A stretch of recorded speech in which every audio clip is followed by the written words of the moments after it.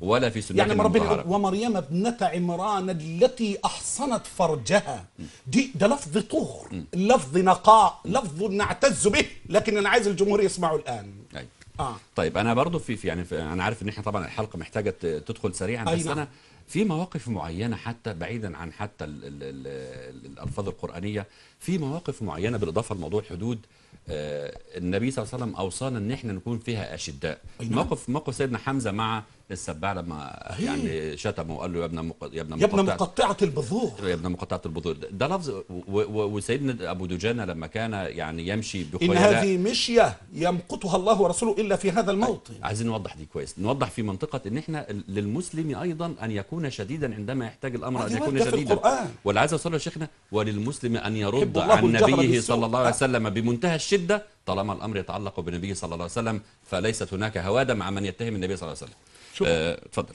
ربنا يقول محمد رسول الله والذين معه أشداء على الكفار رحماء بينهم، وعلى أمثال ذكريا ربنا يقول إيه؟ وليجدوا فيكم غلظة، وليجدوا فيكم غلظة، لأن زكريا لو كان يستفسر والله لكنا من أفضل الناس معه. هو يحارب وليس يستفسر. نعم. الثانية لو كان حتى يعطي الشبهات بأدب لأجبناه، لكنه يطعن ويسب ويأتي بالفحش ويكذب ويدلس، وما أتى بحرف واحد صدق، وما أتى بحرف واحد صدق. ولذلك أقول هذه مواطن يستوجب فيها ذلك من باب إثبات أن العزة لله ولرسوله وللمؤمنين. يعني ربنا يقول يا أيها النبي جاهد الكفار والمنافقين واغلظ عليهم، هذه حكمة من الله جل وعلا، وأمر إلهي. أمر إلهي.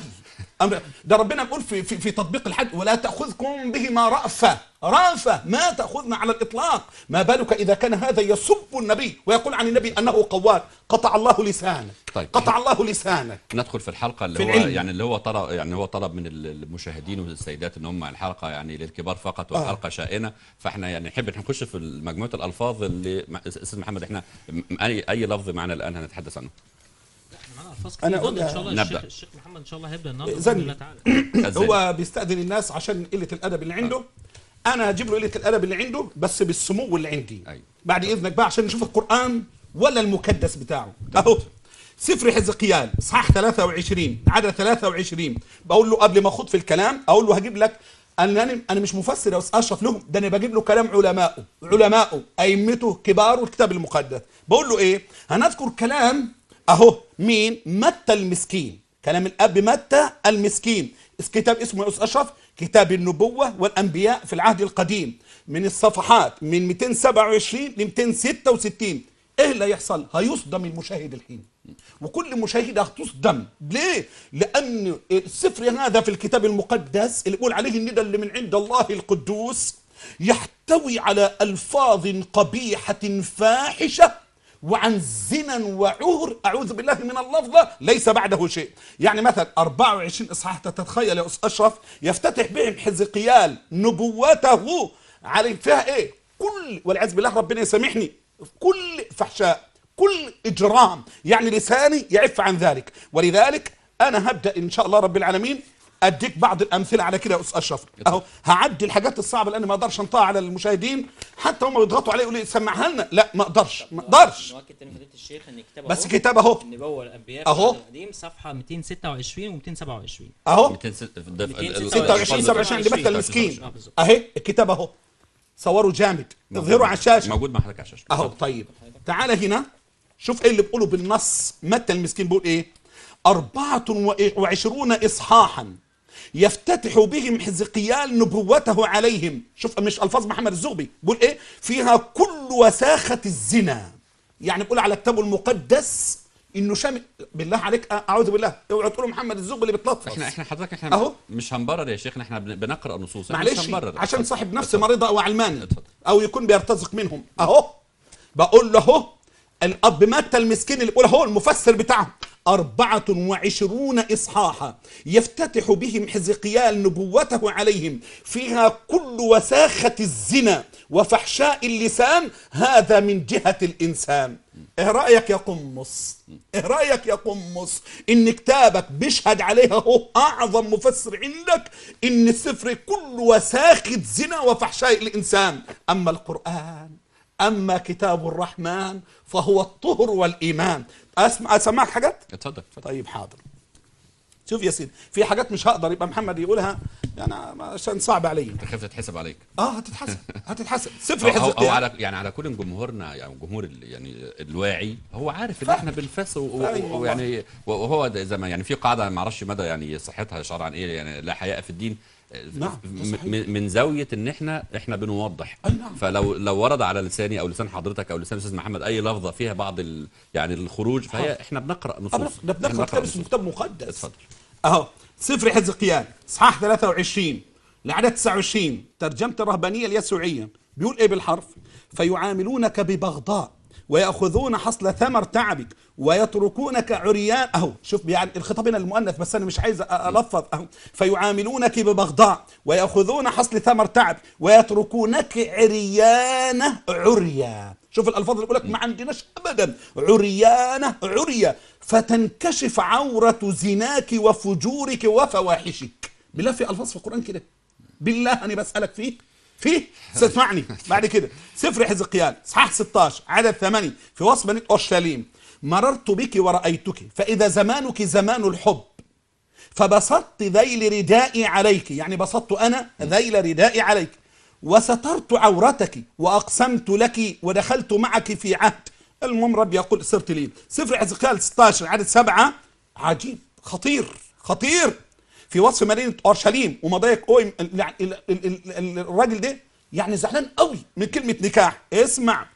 وجعلتك ربوات كنبت الحقل فنميت وكبرت وبلغت سن ذروة الجمال فنهد ثدياك ونبت شعرك لكنك كنت عريانة عريا. بالله ينفع؟ تعقيب بسيط بس لزكريا.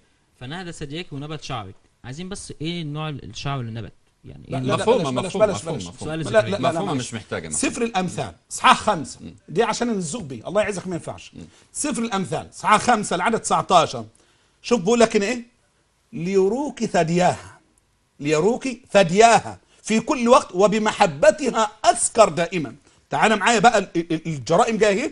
سفر التثنية اصحاح 25 عدد 11 ل 12 ترجمة الحياة. إذا تعارك رجلان فتدخلت زوجة أحدهما لتنقذ زوجها من قبضة يد ضاربه ومدت يدها وأمسكت بخصيته فاقطعوا يدها ولا تشفقوا عليها. بالله عندنا في القرآن الكلام ده مش هعيده أبدا، مش هعيده يا قمص.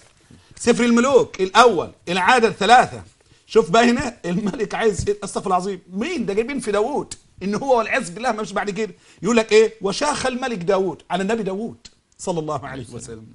تقدم في الأيام يعني كبر سنه وكانوا يغطونه بالثياب فلم يدفأ، ما بتدفاش حتى مهما يغطوه. فقال له عبيده ليفتشوا لسيدنا الملك على فتاة عذراء. ما احنا ندفيك بقى ببنت صغيرة لسه بكر. فلتقف أمام الملك ولتكن له حاضنة ولتضطجع في حضنك فيدفأ سيدنا الملك. ففتشوا على فتاة جميلة في جميع تخوم إسرائيل فوجدوا شوف عندنا اهو اللي هي المرأة الشونامية بنت صغيرة بكر اهي فجاءوا بها إلى الملك يعني والعياذ بالله ضاجعها وكده يعني لا زواج ولا أي حاجة زنا. سفر هوشع اصحاح 1 عدد 2 ل 3 ترجمة الحياة بقول له اسمع اهو. وأول ما خاطب الرب به هوشع أنه قال له اذهب وتزوج من عاهرة. بالله ربنا يأمر واحد يقول له ده النبي ما يقول ايه؟